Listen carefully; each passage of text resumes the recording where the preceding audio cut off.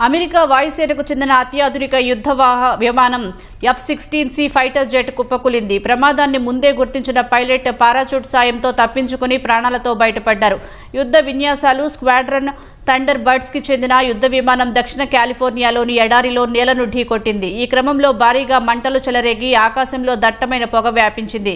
Squadron కు చెందిన fighter jet కుప్పకూలినట్లు thunder birds ధృవీకరించింది. మొత్తం 6 థండర్ బర్డ్స్ జెట్స్ శిక్షణలో ఉండగా ఒకటి కుప్పకూలింది. F-16C ఫైటర్ జెట్ లో కేవలం ఒక ఇంజిన్ మాత్రమే ఉంటుందన్నారు. ప్రమాదానికి సాంకేతిక లోపం కారణమా లేక పైలట్ తప్పిదమా అన్న కోణాల్లో దర్యాప్తు చేపట్టినట్లు అమెరికా వాయుసేన అధికారులు తెలిపారు.